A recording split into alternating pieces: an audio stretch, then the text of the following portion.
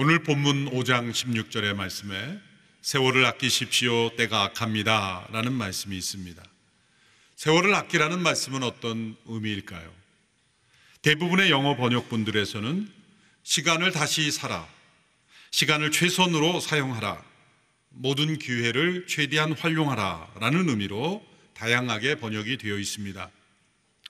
분명 세월을 아끼라는 말씀의 의미에는 시간을 허비하지 않는 인생, 또 모든 기회를 선용하는 의미가 분명 포함되어 있습니다. 그러나 시간을 분초로 쪼개어 시간을 관리하며 살아가요 짧은 시간에 많은 것을 이루려고 하는 효율성의 차원에서 이 말씀을 하는 것만은 결코 아닙니다. 때로 분초까지 계산하며 살아가는 우리의 삶의 속도가 너무 빨라질 때 삶의 방향과 목적을 잃어버리고 위험한 인생이 될 때가 많기 때문입니다. 아프리카 남단의 초원에서 풀을 뜯으며 생활하는 스프링복이라는 영양이 있다고 합니다. 이 스프링복이 언젠가 집단 떼죽음을 당하는 일이 일어났는데 학자들이 그 이유를 밝혔습니다. 이 스프링복은 수백 마리, 수천 마리 떼를 지어 다니는 특징이 있는데 그 발이 매우 빠르다고 합니다. 시속 94km 이상을 달리는. 그래서 동물 중에 발이 빠르다고 하는 치타나 이런 동물들도 따라가지 못하는 그러한 발이 빠른 동물들입니다. 그런데 이 스프링복이 풀을 뜯으며 생활하기 때문에 무리를 지어 가니까 앞서 간 스프링복들이 그 풀을 다 뜯어 먹으면 뒤에 가는 동물들이 먹을 게 없으니까 이제 풀을 뜯으러 다닐 때 먼저 서로 가서 풀을 뜯으려고 앞서려고 하는 거죠. 한 마리가 더 앞서가면 너만 빨리 가냐, 나도 빨리 간다. 그 옆에 있는 건 나도 더 빨리 간다. 그래서 계속 더 빨리 가서 먼저 가서 풀을 뜯으려고. 그래서 식욕이 굉장히 왕성하다고 합니다. 그래서 먼저 가서 풀을 뜯으려고 하다 보니까 점점 속도가 빨라지는데 나중에는 풀을 뜯으려고 달리기 시작했는데 나중에는 그 목적을 잃어버리고 그냥 계속 달리고 서로 빨리 달리려고 달리다가 결국 떼주무 당하는 일이 일어났다는 것이죠. 바로 우리의 모습이기도 합니다. 삶의 의미와 방향을 잃어버리고 경쟁적으로 서로 앞서려고 살아가다 보면 함께 다 자멸하는 그러한 인간의 모습을 보여주기도 합니다. 오랫동안 선교사로서 사역했던 윌리엄 맥커넬이라는 분이 시간에 대한 관점에 따라 두 개의 문화로 구분하여 설명했습니다. 첫째는 미래지향적 문화, Future Oriented Culture라는 문화입니다. 미래의 목표를 정하고 그 목표를 이루기 위해서 계획을 세우고 계획에 따라 행동하는 그런 문화. 소위 시간관리, 타임 매니지먼트라는 기술적인 측면입니다. 주어진 시간에 많은 일을 효율적으로 하기 위하여 시간을 쪼개어 사용하도록 하는 문화입니다. 두 번째 문화는 사건지향적 문화, Event Oriented Culture라는 문화입니다. 이것은 시계의 흐름에 상관없이 사건에 얼마나 충실한지에 더 큰 관심을 가지는 문화입니다. 어느 아프리카 사회에서는 한 해가 며칠이냐에 관심 없이 한 해를 구성하는 모든 사건들이 다 이루어져야 한 해가 완성되었다고 생각하며 살아간다고 합니다. 시간을 결정하는 것이 숫자가 아니라 사건들이라는 것이죠. 우리가 영어로 미래, future 그러면 더 좋은 긍정적인 것이고 또 이벤트 그러면 이벤트라는 어떤 부정적인 뉘앙스 때문에 후자가 더 나쁜 것이라고 볼 수 있겠지만 무엇이 더 성경적이냐 할 때는 이분은 더 후자 쪽이다라는 것이죠. 헬라어에서도 이 시간이라고 번역될 수 있는 두 단어가 있는데 하나는 크로노스와 카이로스. 여러분이 한 번쯤은 들어보셨을 겁니다. 이 크로노스라는 단어는 시계로 측정할 수 있는 계속 흘러가는 시간을 의미합니다. 소위 캘린더에 우리의 시계로 측정할 수 있는 시간이죠. 이 크로노스에서 영어의 크로놀로지, 연대기 이런 단어들이 파생됐습니다. 카이로스란 어떤 사건을 통해 목적이 이루어지는 시간을 의미합니다. 세월을 아끼십시오라고 할 때 오늘 본문의 헬라어에 세월은 카이로스가 사용되어 있습니다. 크로노스가 아니라 카이로스의 복수형인 카이론이 사용됐습니다. 어떤 목적이 이루어지는 시간들이라는 뜻이죠.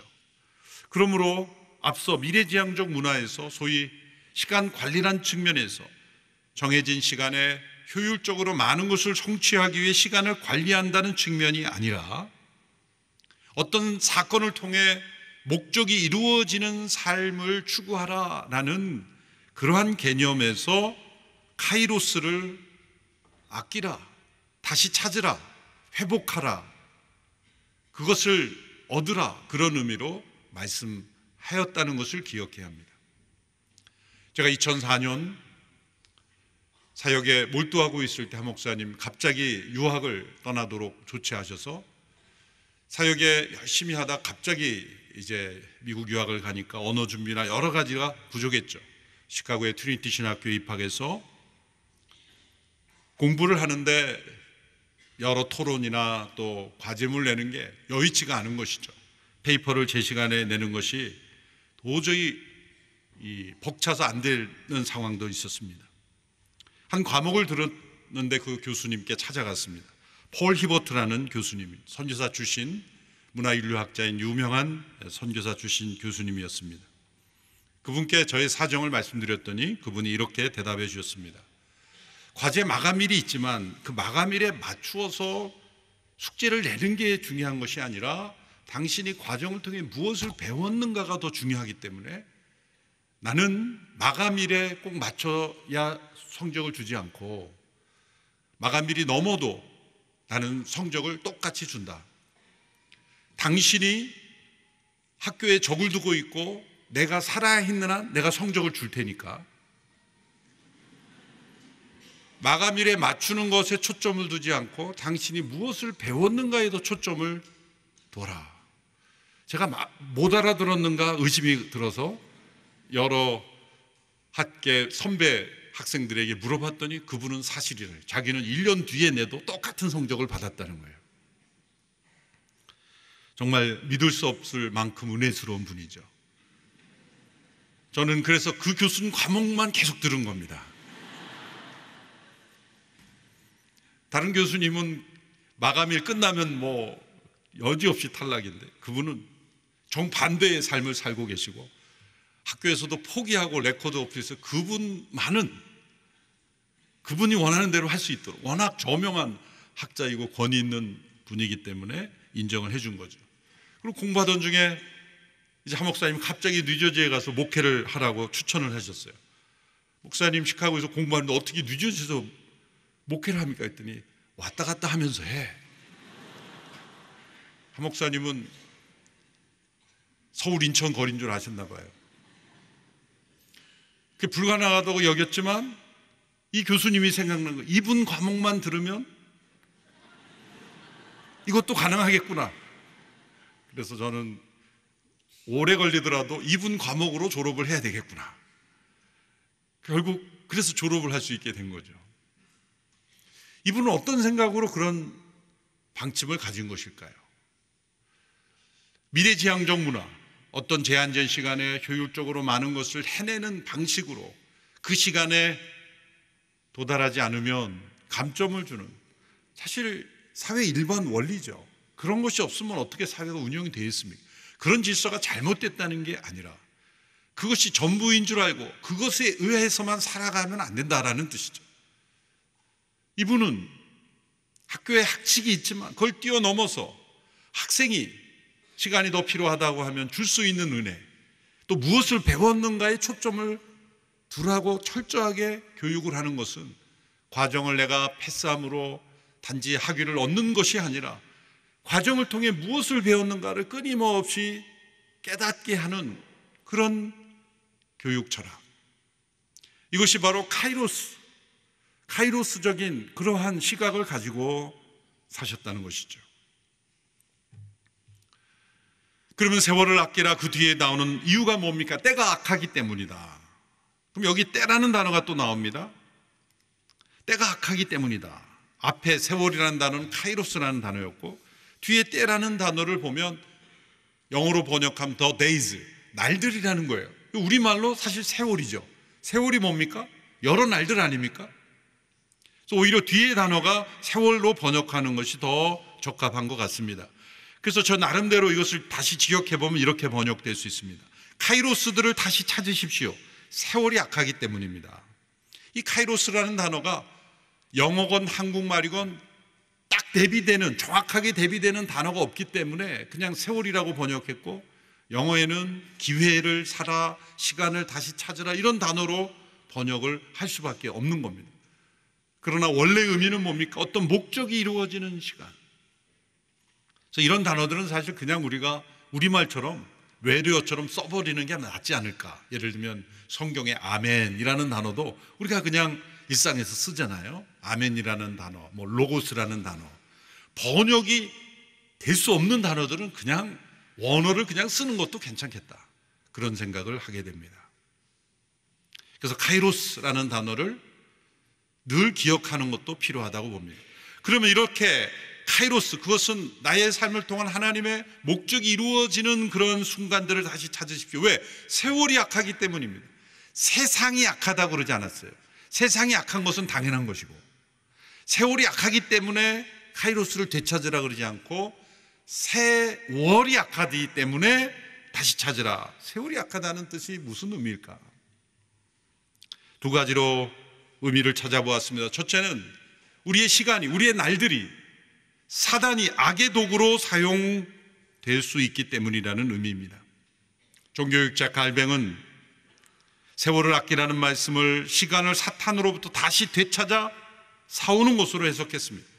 사단이 어떻게 우리의 시간을, 우리의 날들을, 세월을 악의 도구로 사용합니까? 제한된 시간을 이용해서 인간에게 두려움을 줍니다.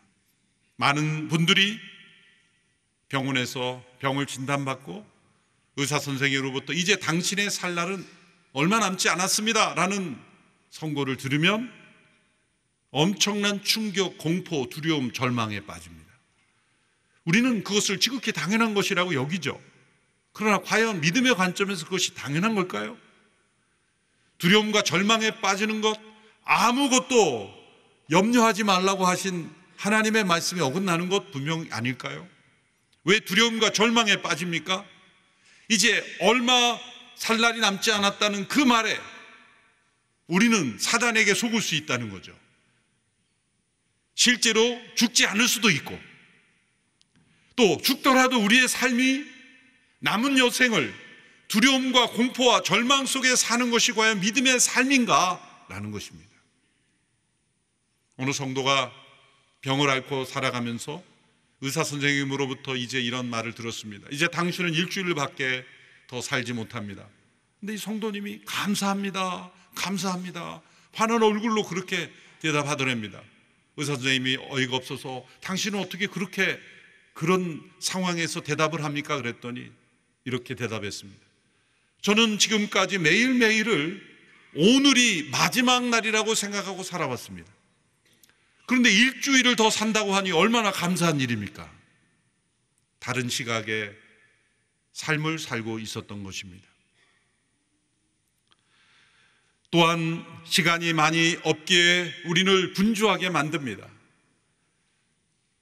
하나님이 우리에게 원하시는 것보다 더 많은 것을 성취하려고 하다 보면 우리의 삶은 우선순위가 바뀌게 됩니다.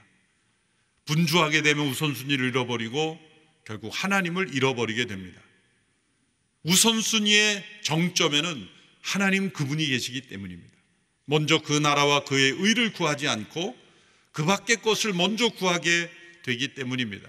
미국의 어느 백화점에 간밤에 도둑이 들었는데 도둑이 아무것도 훔치지 않고 그냥 갔다는 겁니다.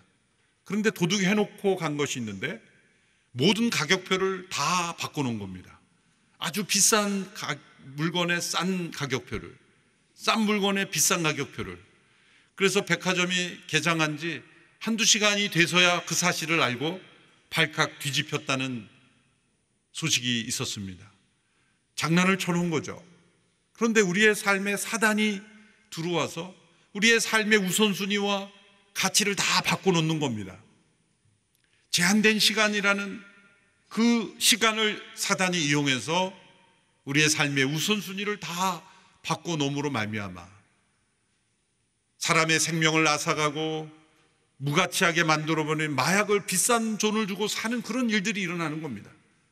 우선순위가 바뀐 결과입니다.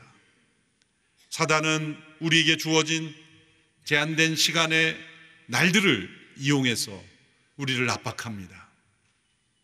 사단은 그것을 두려움의 도구로, 분주함의 도구로, 공포의 도구로, 그리고 우리를 우선순위를 잃어버리게 하는 도구로 사용하는 것입니다. 둘째로, 사단이 시간을 악의 도구로 사용하는 것은 영혼을 잃어버리게 만드는, 영혼을 향하게 하지 않는다는 차원에서 악의 도구로 사용될 수 있습니다. 시간은 금이다라는 말은 세월이 악하다는 대표적인 증거입니다. 어떻게 우리는 이 악한 세월에서 승리할 수 있을까? 우리의 모든 시간은 영혼을 향해 한다는 것을 잊지 않을 때입니다. 영혼을 바라볼 때 우리는 시간을 다시 살 수 있습니다. 우리는 영혼을 생각할 때 시간이 계속되는 것을 영혼이라고 생각하지만 시간과 영혼은 질적으로 차원이 다른 것입니다. 기독교 역사상 시간과 영혼을 성경적 관점에서 최초로 분류한 사람이 아우구스티누스입니다. 고백록을 쓴 사람이죠.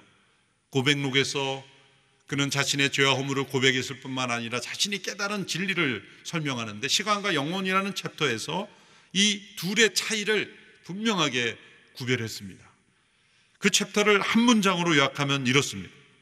시간은 항상 머물러 있지 않고 과거, 현재, 미래로 지나가는 것이다. 지금 바로 현재는 곧 과거가 되죠.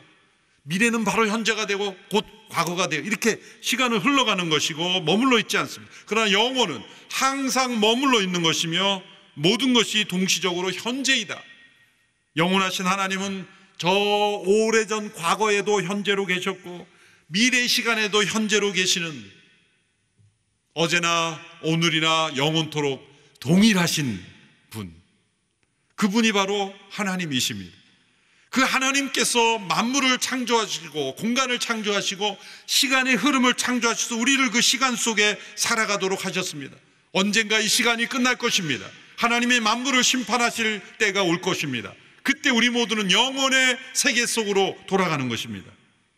전도서 3장 11절의 말씀입니다. 하나님이 모든 것을 지으시되 때를 따라 아름답게 하셨고 또 사람에게 영혼을 사모하는 마음을 주셨느니라. 그러므로 이 시간 속에 살아가는 사람들은 시간의 한계에 늘 부딪히며 영혼을 갈망하게 되어 있습니다. 사랑하는 사람에게 최고의 표현은 뭡니까? 영원히 사랑해. 하나님을 믿지 않는 사람들도요, 누군가 돌아가시면 이제 영원한 세상에서는 복되어 있기를 바라잖아요. 그렇게 성경에서 영혼을 믿으라고 하는데 안 믿다가 누군가 돌아가시면 영혼을 얘기해요. 내재되어 있는 겁니다. 왜 애굽의 문명의 피라미드를 만들고 무덤을 그렇게 거대하게 만드는 거죠? 왜 시체를 미라로 만드는 거죠? 죽음을 보존하려는 것이 아니라 영원을 갈망하는 거예요. 시체를 썩지 않게 하면 영혼이 옵니까? 잘못된 판단이죠. 우리 인간에게는 근본적으로 영혼에 대한 갈망이 있습니다. 그것은 영혼이 존재한다는 거예요. 인간이 무엇이든 갈망하는 것은 실제가 있다는 거예요. 배고프다는 것은 먹을 음식이 있다는 거예요. 목마르다는 것은 먹을 물이 있다는 거예요. 사람들이 행복을 갈망하는 행복이 존재한다는 겁니다. 사람은 존재하지 않는 것을 갈망할 수 없어요. 영혼이 존재하지 않으면 사람들은 영혼을 갈망하지 않습니다. 그것은 영원하신 하나님이 우리를 창조하셨기 때문입니다. 우리는 시간 속에서만 살아가도록 지음받은 존재가 아니라 영원히 살도록 지음받은 존재입니다. 세상이 아무리 아름답고 평안하고 좋은 환경이 있어도 결코 만족이 없습니다. 왜? 영원으로만 만족될 수 있는 영역이 있기 때문이에요. 여러분, 세상에 가장 아름다운 풍경에 사는 사람들 가운데 우울증 환자가 가장 많은 거 아십니까? 아이러니죠. 그것은 인간의 마음속에 최고의 환경이 주어져도 영혼을 얻지 못하고 영혼에 속해 살아가지 않으면 허무한 거예요. 시간이 허무한 거예요. 인류의 최초의 타락은 결핍된 상태에서 일어난 것이 아닙니다. 최고의 행복한 수준에서 타락이 일어난 것입니다. 시간은 영혼의 그림자요 서론일 뿐입니다. 루이스가 이런 재밌는 말을 했죠. 하늘의 아버지는 이 세상의 순례길을 우리가 가는 동안 종종 근사한 영혼에서 쉬게 해주시지만 그것을 고향집으로 오해하는 것은 원치 않으신다. 세월이 악함으로 카이로스를 되찾아야 한다는 거예요. 어떻게 그것이 가능할까요? 5장 17절의 말씀입니다. 우리 같이 읽겠습니다. 시작. 그러므로 지각 없는 사람이 되지 말고 주의 뜻이 무엇인지 분별하십시오. 주의 뜻이 무엇인지 분별하는 이유는 카이로스를 되찾기 위해서입니다. 진정한 삶은 일을 잘 많이 하는 것이 아니라 옳은 일, 주의 뜻에 합당한 일을 하는 데 있습니다. 이 크로노스와 카이로스 모두 다 하나님께 주신 선물입니다. 우리는 흘러가는 이 크로노스의 시간 안에서 주의 뜻을 분별하여 카이로스를 이루는 삶을 살아야 합니다. 우리는 시간이 부족한 것이 아닙니다. 하나님께서 원하시는 일, 뜻하시는 일만 하면 시간은 결코 부족하지 않습니다. 예수님을 보십시오. 예수님이 육신으로서의 삶은 33세였습니다. 누군가 33세에 이 생을 마감한다면 아깝다, 너무 빨리 떠났다, 안타까워하지 않겠습니까? 예수님의 인생이 그러했습니다. 그런데 예수님은 십자가상에서 뭐라고 말씀하셨습니까? 다 이루었다. 그것은 주의 하나님의 뜻을 다 이루었다는 의미이기도 하지만 여한이 없다는 말이기도 하죠. 카이로스를 붙잡고 살아가는 사람은 하나님이 나를 언제 부르셔도 하나님 다 이루었습니다 고백할 수 있는 사람입니다. 왜? 우리는 이 시간을 떠나 영혼으로 들어가는 사람들이기 때문에. 바울은 그렇게 말했죠. 나는 하루라도 빨리 이 몸을 떠나 주와 함께 있는 영혼으로 들어가는 걸 소망한다. 그러나 하나님께서 허락하신 그 카이로스를 이루기 위해서 나는 이 땅에도 존재하는 것이다. 이것이 올바른 믿음입니다. 그러면 하나님께서 우리를 언제 부르시든 여한이 없는 인생, 카이로스를 찾고 주장하는 인생은 시간의 길이에 집착하지 않습니다. 크로노스에 집착하지 않습니다. 크로노스의 시간이 얼마나 기는가에 중요한 것이 아니라 카이로스의 시간이 얼마가 되는가, 하나님은 그것으로 우리를 평가하시기 때문입니다. 제한된 시간에 얼마나 많은 것을 성취했는가로 우리의 인생을 평가하지 않고 이 크로노스의 시간에서 카이로스를 얼마나 이루었고 얼마나 영혼에 속한, 영혼과 연결된 영혼의 관점에서 합당한 삶을 살았는가로 평가받는 것입니다. 어떻게 이것이 이루어집니까? 18절의 결론, 성령의 충만한 길이밖에 없다는 겁니다. 18절의 말씀 우리 같이 읽습니다. 시작. 또한 술에 취하지 마십시오. 잘못하면 방탕에 빠지기 쉽습니다. 오히려 성령으로 충만하게 되십시오. 왜 성령으로 충만해야 합니까? 카이로스의 삶을 살기 위해서는 주의 뜻을 분별해야 하며, 흘러가는 시간 속에 이 세상은 술과 같이 우리를 분별력을 잃어버리게 하고 우리를 이 세상에 취하게 하므로 사단이 시간을 통해 우리를 분주하게 하고 그리고 두렵게 하는 모든 세상에 취하게 하는 술은 그 대명사인 것입니다. 알코올만이 아니라 우리가 주의 뜻을 분별하지 못하게 하는 모든 것의 대명사가 술인 것입니다. 반대로 우리는 성령으로 충만하여 크로노스의 시간 속에 매 순간 카이로스를 분별하며 주의 뜻을 이루며 매일매일을 영혼에 속한 삶을 살 때 하나님이 우리를 이 시간에서 언제 불러 영혼으로 이끄시더라도 우리는 다 이루었습니다라고 고백하며 감사하며 우리의 삶을 마칠 수 있는 것입니다. 우리의 마지막의 순간이 두렵지 않는 인생이 되기를 축원합니다. 우리의 마지막에 나에게 더 시간이 있었으면 하는 아쉬움으로 사로잡힌 인생이 되지 않게 되기를 바랍니다. 사람은 날 때와 죽을 때가 정반대해야 된다는 말이 맞습니다. 사람은 태어날 때 다 울며 태어납니다. 그런데 주변의 많은 사람들은 기뻐하며 환호를 하죠. 그런데 그 사람이 세상을 떠날 때도 동일하다면, 본인은 죽음이 두려워 시간을 더 벌고자 엉엉 울며 두려워하며 통곡하는데 주변의 모든 사람은 박수를 치고 기뻐하며 즐거워한다면 헛된 인생을 산 인생 아니겠습니까? 정반대가 되어야 되죠. 우리는 태어날 때는 울며 태어났지만 죽을 때는 웃음으로, 한 아기가 태어나듯이 기쁨으로, 왜?